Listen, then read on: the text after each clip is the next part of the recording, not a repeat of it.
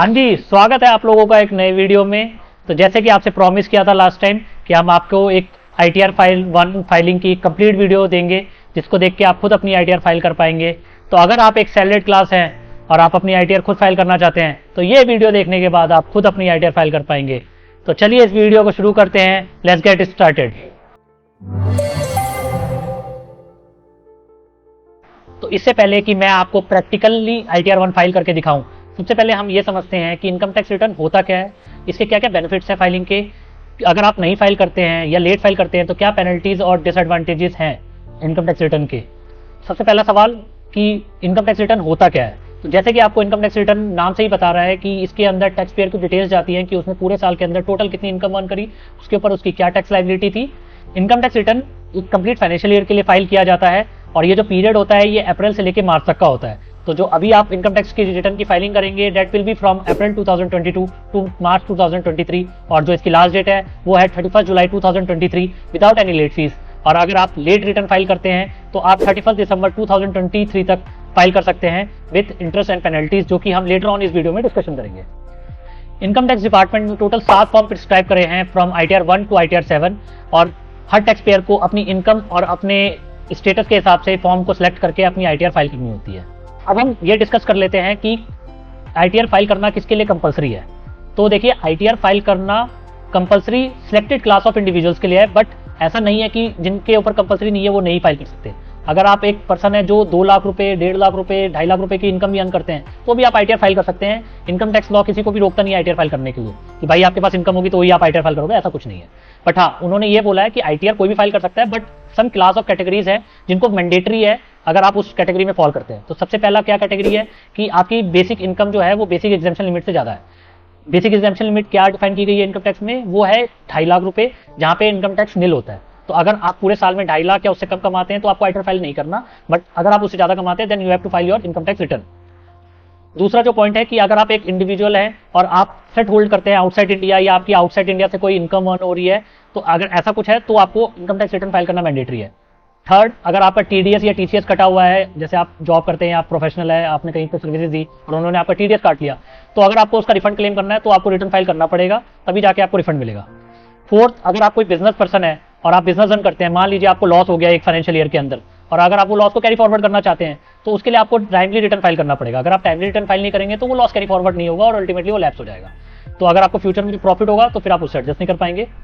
Fifth point, अगर आप एक कंपनी है, LLP है, पार्टनरशिप फर्म है, तो आपके लिए ITR फाइल करना मैंडेटरी है विदाउट एनी इनकम की बेसिक लिमिट के बिना। अब हम ये बात कर लेते हैं कि अगर आपने ITR लेट फाइल करी तो उसके क्या कॉन्सिक्वेंसेज हैं। देखिए, अगर आपने लेट ITR फाइल करी तो सबसे पहला कॉन्सिक्वेंस ये है कि आपके ऊपर लेट फीस लगेगी। अगर आपकी टोटल इनकम 5 लाख या उससे कम है तो 1000 रुपए की पेनल्टी है, बट अगर उससे ज्यादा है देन आपकी 5000 रुपए की पेनल्टी है। दूसरा डिसएडवांटेजेस क्या है आपके ऊपर कि आपको इंटरेस्ट देना पड़ेगा on late payment of tax. जो भी आपका टैक्स अमाउंट होगा उसके ऊपर आपको इंटरेस्ट देना पड़ेगा बिकॉज आपने ड्यू डेट के बाद रिटर्न फाइल करी है। तीसरा पॉइंट, अगर आपका TDS का रिफंड था, इनकम टैक्स में रिफंड था, आपका TDS कटा था, तो उस पर सरकार आपको इंटरेस्ट नहीं देगी बिकॉज आपने लेट रिटर्न फाइल करा। चौथा, अगर आपके बिजनेस का लॉस था तो वो आप लॉस कैरी फॉरवर्ड नहीं कर पाएंगे इररिस्पेक्टिव आपने लेट रिटर्न फाइल करी है। तो लॉस तभी कैरी फॉरवर्ड हो पाएगा आपके बिजनेस का अगर आपने टाइमली रिटर्न फाइल करी। अगर आपने टाइमली फाइल नहीं करी तो आपको रिफंड लॉस कैरी फॉरवर्ड नहीं करने दिया जाएगा। सबसे बड़ा पॉइंट, मान लीजिए कि अगर आपने टाइमली रिटर्न नहीं फाइल करी तो आप अपनी रिटर्न को रिवाइज नहीं कर सकते, लेट रिटर्न रिवाइज नहीं हो सकती। तो अगर आपने टाइमली रिटर्न फाइल करी है और मान लीजिए आपसे क्लरिकल मिस्टेक होगी तो आप उसको लेटर ऑन रिवाइज कर सकते हैं, बट अगर आपने लेट रिटर्न फाइल करी तो रिवीजन का प्रोविजन खत्म हो जाता है। तो आपको मेक श्योर करना पड़ेगा कि अगर आप लेट रिटर्न फाइल कर रहे हैं तो उसमें कोई भी गलती नहीं रहनी चाहिए बिकॉज रिवीजन का ऑप्शन खत्म हो जाएगा वहाँ पे। अब हम डिस्कस कर लेते हैं कि अगर आपने रिटर्न नहीं फाइल करी तो आपके ऊपर क्या पेनल्टीज लग सकती हैं। सबसे पहला पॉइंट तो यह है कि अगर आपने रिटर्न नहीं फाइल करी तो इनकम टैक्स डिपार्टमेंट आप पे 10,000 रुपए तक की पेनल्टी इशू कर सकता है for not filing of ITR। दूसरा, अगर उनके पास कोई प्रूफ है कि आपने कंसील करी है इनकम को, उनके पास डिटेल है कि भैया ये सर्टेन पर्सन है, इसकी इनकम थी और इसको रिटर्न फाइल करना मैंडेटरी था, बट इस अगले ने रिटर्न नहीं फाइल करी है, देन वो पेनल्टी भी लगा सकते हैं टैक्स इवेजन का आपके ऊपर और 50% ऑफ द टैक्स अमाउंट की पेनल्टी भी लग सकती है। और इसमें रिगरस इम्प्रिजनमेंट का भी प्रोविजन है जो कि डिपेंड करता है on the amount of tax. तो ये आप मेक श्योर करें कि अगर आपकी रिटर्न फाइलिंग बनती है तो आप टाइमली उसे रिटर्न फाइल करें विदाउट एनी डिले। नाउ अब बहुत सारे क्लाइंट्स आते हैं और ये सवाल करते हैं कि सर हम 2 साल पुरानी रिटर्न फाइल कर सकते हैं, हमें हाउसिंग लोन लेना है, कार लोन लेना है, हमने पहले फाइल नहीं करा, अब हम कर सकते नहीं कर सकते। तो सरकार ने प्रोविजन दिया है कि आप लेट रिटर्न फाइल कर सकते हैं। ITR-U करके उन्होंने एक नई यूटिलिटी इंट्रोड्यूस करी है। अगर आप ITR-U फाइल कर रहे हैं तब आपको 25% एडिशनल टैक्स देना पड़ेगा अगर आप 1 साल के अंदर अंदर लेट फाइल कर रहे हैं, और अगर आपकी 1 साल से ज़्यादा डिले लेट फाइलिंग हो रही है तो आपको एडिशनल 50% टैक्स अमाउंट का देना पड़ेगा। तो इस बेटर कि अपनी टाइमली रिटर्न फाइल करें और बेनिफिट्स उठाएं। तो चलिए अब हम ये डिस्कस कर लेते हैं कि क्या क्या डॉक्यूमेंट्स आपको चाहिए होंगे जब आप अपने ITR 1 खुद फाइल करेंगे। तो सबसे पहले अपना पैन कार्ड, आधार कार्ड जो कि बेसिक डॉक्यूमेंट है, इनकम टैक्स का लॉगिन ID पासवर्ड अगर आपके पास है तो वेल एंड गुड, अदरवाइज आप incometaxindia.gov.in की वेबसाइट पे जाइए और उसको रजिस्टर कीजिए अपनी ऐप को और ID पासवर्ड जनरेट कीजिए। अगर आप सैलरीड एम्प्लॉई हैं तो आपके पास फॉर्म 16 होगा, part A and part B, वो अपने एम्प्लॉयर से आप ले लीजिए। सैलरी स्लिप अपनी सेव कर लीजिए। Interest bank statements April 22 to March 23 की बैंक स्टेटमेंट ले लीजिए, उनमें आप इंटरेस्ट देख लेंगे कि कितना है। अपने लॉगिन कीजिए डैशबोर्ड पे 26AS AIS की इन्फॉर्मेशन सारी प्रिंट आउट्स निकाल के रख लीजिए। अगर आपका हाउसिंग लोन चल रहा है तो इंटरेस्ट सर्टिफिकेट अपने बैंक से मांग लीजिए उस साल का। टैक्स सेविंग प्रूफ्स जैसे कि आपने PPF में जो इन्वेस्टमेंट करी है, बच्चों की स्कूल फीस पे करी है, LIC की पॉलिसीज, मेडिकल इंश्योरेंस की पॉलिसीज की जो प्रीमियम पेमेंट्स करी है, वो सारे डॉक्यूमेंट्स आप इकट्ठे कर लीजिए। तो ये सारे डॉक्यूमेंट्स आप एक जगह इकट्ठे कर लीजिए और फिर अपनी ITR फाइलिंग के लिए आपको शुरुआत करनी है। तो चलिए अब एक प्रैक्टिकल एग्जांपल से देख लेते हैं, जिसके लिए आप ये वीडियो देख रहे थे कि ITR 1 कैसे फाइल कर सकते हैं। तो चलिए अब लैपटॉप की स्क्रीन को देखते हैं। तो सबसे पहले आपको क्रोम खोल लेना है और यहाँ पे आपने गूगल खोलना है। क्रोम के अंदर लिखना है इनकम टैक्स लॉगिन। सबसे पहली वेबसाइट आप देख रहे हैं इनकम टैक्स ई फाइलिंग वाली, इस पर आपको क्लिक कर देना है। तो ऐसा कुछ आपको वेबसाइट का वो दिखेगा, यहाँ पे लॉगिन करना है। लॉगिन हमेशा आपका पैन नंबर होगा। तो जैसे हम एक ITR करने वाले हैं तो इनका पैन है, पासवर्ड डालना है, ठीक है। यहाँ पे आपका नाम आ जाएगा और आपका सेशन टाइम चालू हो जाएगा। तो सबसे पहला काम जो आपको लॉगिन करते ही करना है वो आपको अपना 26AS डाउनलोड करना है।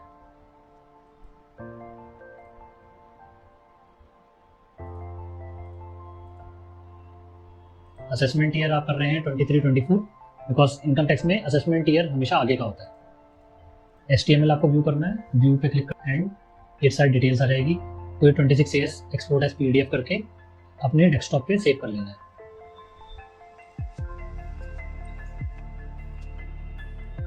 अब जो दूसरा काम आपने करना है वो ये करना है कि आज के टाइम पे आपको पता होगा कि AIS करके एक नई चीज़ आई है, जिसके अंदर और डिटेल इन्फॉर्मेशन होती है 26AS के अलावा।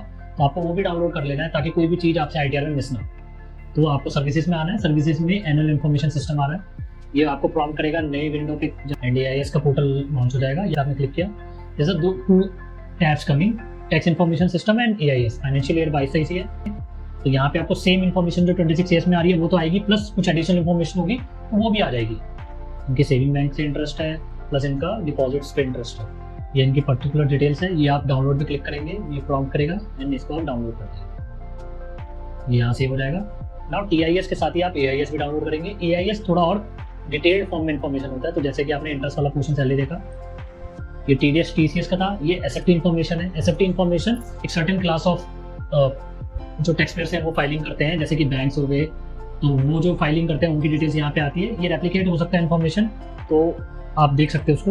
ये पेमेंट ऑफ टैक्सेस में जो भी आपने टैक्सेस ड्यूरिंग द ईयर पे किए होंगे वो आएंगे। डिमांड एंड रिफंड, अगर कोई डिमांड या रिफंड इशू हुआ तो वो आ जाएगा, और अदर इन्फॉर्मेशन में अदर चीज़ आएंगी। तो इसको भी आपको डाउनलोड कर लेना है, डाउनलोड एज PDF कर लेना है इसको भी।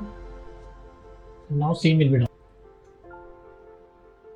अब हमें पहला काम जो करना है वो ये करना है कि जैसे जो हमने इनका डेटा डाउनलोड किया, तो हमने इनका 26AS खोलना है, ये आपको विजिबल होगा।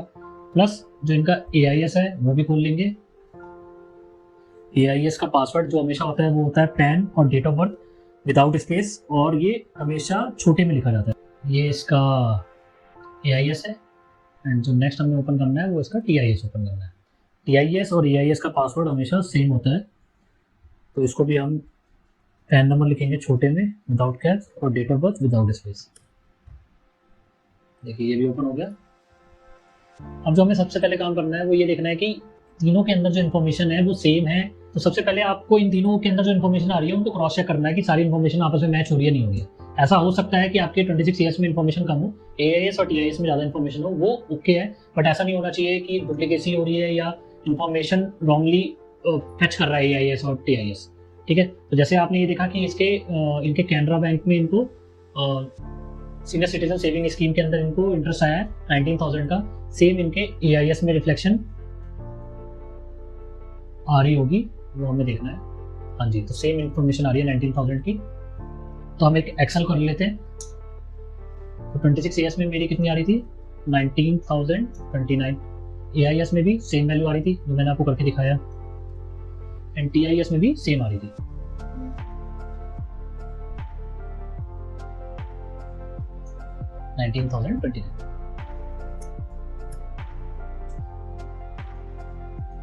अब जो इनको अगला मिला है वो स्टेट बैंक ऑफ इंडिया से इंटरेस्ट मिल रहा है, बिकॉज इनकी एफडीज होंगी वहाँ पे, टर्म डिपॉजिट होंगे। तो इंटरेस्ट फ्रॉम फिक्स डिपॉजिट्स या हम टर्म डिपॉजिट भी इसे कह सकते हैं।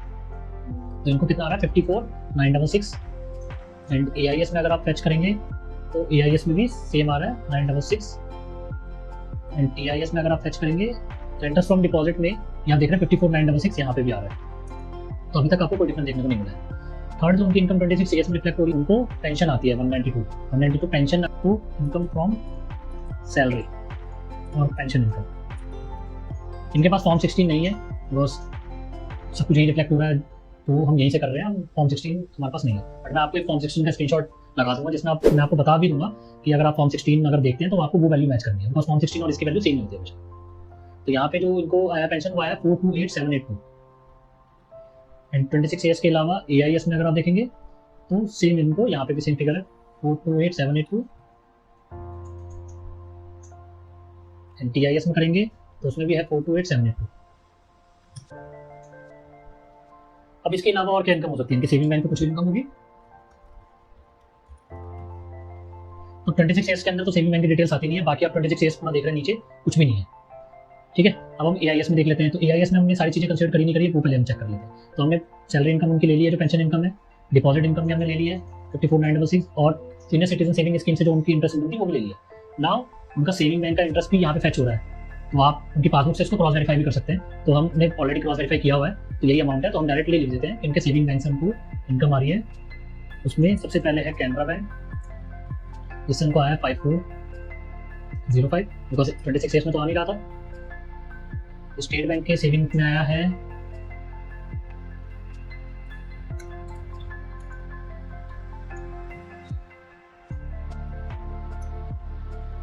2335, और ये तो हो ही गया था।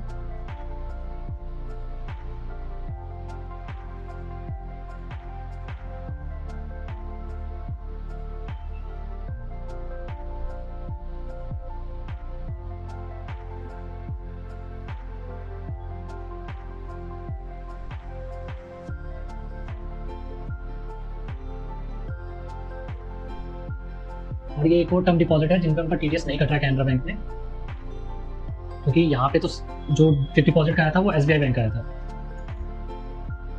उनका कैनरा बैंक में भी है, वो कितना है 1654। नाउ AIS की हमने सारी इनकम को कंसीडर कर लिया है, 26 ईयर्स कंप्लीट है। नाउ हम TIS को भी एक बार मैप कर लेते हैं कि TIS में कोई कमी नहीं है।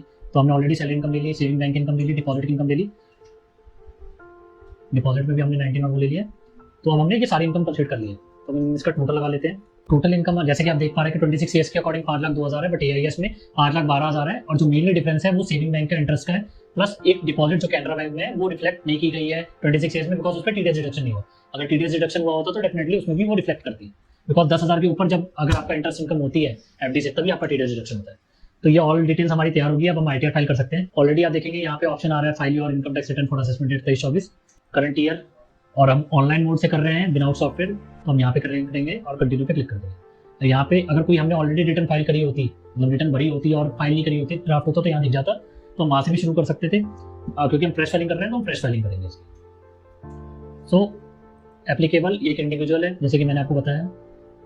क्या आप जानते हैं कि आपने कौन सी ITR फाइल करनी है? हाँ जी मैं जानता हूँ, ITR 1 फाइल करनी है। तो इसके अंदर इसने ऑलरेडी बता दिया है कि आप ITR 1 फाइल करने जा रहे हैं। अब इसके बाद ये थोड़े सवाल करेगा, are you filing income tax return इस रीजन से कर रहे हो कि आपके एग्जाम्पशन लिमिट से एक्सीड हो रहा है, जो मैंने आपको बोला था कि मैंडेटरी नहीं है, ऑप्शनल भी है। तो क्या आप मैंडेटरी कैटेगरी में फॉल करते हो? तो हाँ, क्योंकि हमारी रिटर्न हमारी 2.5 लाख से ज़्यादा की इनकम है। ठीक है, और भी बाकी ऑप्शन है वो हमारे पे फॉल नहीं करते हैं। पहले कंडीशन में हमने डायरेक्ट पहले कंडीशन क्लिक कर दिया, ऐसे करके एक पूरा फॉर्म वैलिडेटेड हो जाएगा। अब आपको हर एक टैब में जाके इसको करना है क्लिक और इन्फॉर्मेशन को वेरीफाई करना है। तो जैसे कि आप देख रहे हैं ये पर्सनल इन्फॉर्मेशन वेरीफाई कर रहा है, इनका एड्रेस सब कुछ ठीक है, ये पेंशनर है, 139(1) सेक्शन में फाइलिंग हो रही है, सब कुछ ओके है। न्यू टैक्स रिजीम को हम ऑप्ट नहीं कर रहे हैं, ओल्ड टैक्स रिजीम को ही कर रहे हैं। रिफंड के लिए हमने अकाउंट सेलेक्ट किया हुआ, सारी चीज़ें ओके हैं, हमने कंफर्म कर दिया। अगर हमें कुछ चेंजेस करने हैं तो हम उसको एडिट कर देते हैं। नाउ ग्रॉस टोटल इनकम की बात करते हैं। तो आप ये देखिए कि उससे डेटा 26 ईयर्स के अंदर या ईएस में जो भी आ रहा था सॉफ्टवेयर ने खुद फैच कर दिया है आपके पोर्टल पे। तो ये कुछ आपसे बेसिक इन्फॉर्मेशन पूछेगा कि आप एग्जाम्पशन क्लेम करने के लिए है, यूनिफॉर्म जो अलाउंसेस बेसिकली मिलते हैं एम्प्लॉयर की तरफ से एम्प्लॉय को, तो आप उनमें हैं। तो बीइंग अ पेंशनर इनको कोई अलाउंसेस नहीं है, तो ये सारे कैटेगरीज में हमारे लिए नो ही रहेगा। हम एचआरए भी क्लेम नहीं कर रहे हैं, ना ही हम एलटीए क्लेम करेंगे, ना ही हम कोई अलग तरीके का कोई भी वो क्लेम करेंगे। इसके बाद ये आपको लेके आ जाएगा इनकम फ्रॉम सैलरी, जो आपकी इनकम की डिटेल्स है। देखिए इसने ऑटोमेटिकली फैच कर लिया 4,28,000 जो हमारी, तो हमें कुछ भी इसमें एडिट करने की जरूरत नहीं है। ऑटोमेटिकली इसने स्टैंडर्ड डिडक्शन लगा दी और उसको लेस कर दिया। अब अगर हाउस प्रॉपर्टी में आपकी कोई इनकम है, जैसे कि आपका हाउसिंग लोन चल रहा है, तो यहाँ पे आप आके उस डिटेल्स को डाल सकते हैं कि आपने कितना इंटरेस्ट की पेमेंट करी, या आपका कोई हाउस है जिसको आपने लेट आउट किया हुआ है, उसकी रेंटल इनकम की डिटेल्स यहाँ डाल सकती है। बीइंग इस केस में मेरे पास कोई भी हाउसिंग इनकम नहीं है, तो मेरे को इसकी जरूरत नहीं है, बट स्टिल मैं आपको एक बार विंडो खोल के दिखा रहा हूँ कि क्या क्या इन्फॉर्मेशन आती है। यहाँ पे आपको सेलेक्ट करना पड़ता है सेल्फ ऑक्यूपाइड लेट आउट है या डीम्ड लेट आउट माना जाता है।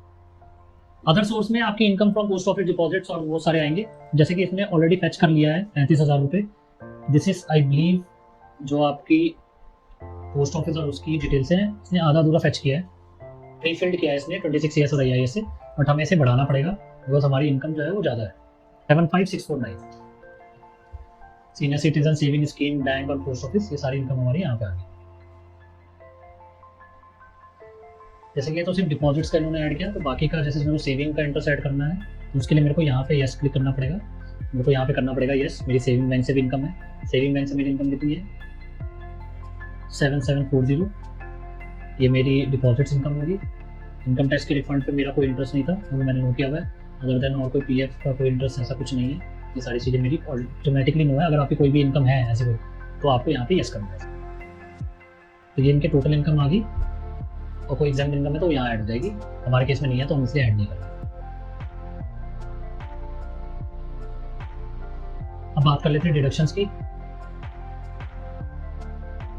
यहाँ पे आपको सेलेक्ट करना पड़ेगा कि आपको कौन से नेचर के डिडक्शंस क्लेम करने हैं। तो डोनेशन मैंने कोई पे नहीं किया हमारे क्लाइंट ने, साइंटिफिक रिसर्च कुछ नहीं है, 80GG कुछ नहीं है, ETC है हमारा नहीं, ETC भी हमारा नहीं है, ना ही हमारा 80D है, ना ही हमारा 80 है, हमारा 80TT भी है। तो उस पर हमारे को यहाँ पे 50,000 लिखना है, बिकॉज मैक्सिमम लिमिट जो अलाउड है इंटरेस्ट की to senior citizen from saving and fixed deposit is maximum up to 50,000 rupees 80TT में। तो वो हमने यहाँ पे डाल दिया है, और कोई डिडक्शन हमारा कुछ है नहीं, तो हम उसको मूव करके आगे बढ़ा देंगे ITR में। बट हाँ, फाइल हो जाएगी। सो अब सारी चीज़ें होगी। टैक्सेस पेड की इंफॉर्मेशन आ गई। टैक्सेस पेड में बेसिकली अब वो ये निकालेगा कि हमारी कितनी टैक्स लायबिलिटी बनती है, और ऑलरेडी अगर हमारा कुछ TDS कटा है तो वो इन्फॉर्मेशन में फैच कर लेगा। तो जैसे कि ऑलरेडी हमारा TDS फैच कर रहा है, शो डिटेल्स पे क्लिक करेंगे, इस पर क्लिक कर देंगे, तो ये हमारे FD का इंटरेस्ट पे कर रहा है। हम कंफर्म कर देंगे कि हाँ हमने यही टैक्स पे किया और कोई टैक्स नहीं है। टैक्स लायबिलिटी हमारी 0 है, बिकॉज हमारी टोटल इनकम जो है वो 5 लाख से कम है। तो 5 लाख से अगर आपकी टोटल इनकम कम हो तो आपका टैक्स जो होता है वो 0 बनता है। तो ये आप पूरी कैलकुलेशन देख रहे हैं, टोटल टैक्स हमारा 0 है। अब इसे हम कंफर्म करेंगे। अब ये सारी चीज़ें जब कंफर्म हो जाएंगी, देन यहाँ पे ऑप्शन आ जाएगा प्रोसीड का। अब हम इस प्रोसीड पे क्लिक कर देंगे। अब ये आपको दिखा देगा कि you are eligible for a refund. ये आपकी डिटेल्स है कि आपने ग्रॉस टोटल इनकम कितनी भरी है, हेड्स में किसके सेट्स में क्या डिडक्शंस क्लेम करी, कितना टैक्स पे किया, क्या रिबेट लिया है, कितना रिफंड है। आप इसको प्रीव्यू पे क्लिक करेंगे, प्रीव्यू हो जाएगी रिटर्न। यहाँ पे आप एक्नॉलेज करेंगे, सेल्फ करेंगे, प्रीव्यू करेंगे, ये आपकी रिटर्न आ गई। आप एक बार इस रिटर्न को डाउनलोड कर लें और सेव कर लें, और एक बार व्यू कर ले प्रॉपर कि जो आपने भरा है वो सब कुछ ठीक है ही नहीं है। जैसे मैं सैलरी इनकम मैंने भरी, डिडक्शंस आ गई, मेरा फिक्स डिपॉजिट्स का इंटरेस्ट, मेरा सेविंग का इंटरेस्ट, मेरी जो भी TTTV की डिडक्शन थी चैप्टर 6 की वो आ गई, और कोई डिडक्शन थी नहीं। मेरा जो TDS कटा था उसकी डिटेल आ गई, मेरा रिफंड, सारी चीज़ें। अब मैं प्रोसीड टू वैलिडेशन पे कर दूंगा। सारी चीज़ें ओके होने के बाद ये रिटर्न सबमिट हो गई है। अब मेरे को वेरिफिकेशन करनी है। वेरिफिकेशन करना वो आप 2-3 तरीके हैं, जैसे कि आप अभी करना चाहें, बाद में करना चाहें, या ITR 5 आप वहाँ बैंगलोर भेजना चाहें साइन करके। तो हम इसे बाद में कर लेंगे, बिकॉज अभी OTP लेना होगा, E-वेरीफाई लेटर करके हम इसको सबमिट कर देंगे कि ITR 5 हो जाएगी। मैं आपके लिए एक स्क्रीनशॉट लगा दूंगा ITR 5 कैसे दिखे। तो होपफुली आपको ये वीडियो पसंद आई होगी। तो ऐसी इन्फॉर्मेटिव वीडियोस के लिए मेरे चैनल को सब्सक्राइब कर लें, वीडियो को लाइक कर दें। Till then bye. music.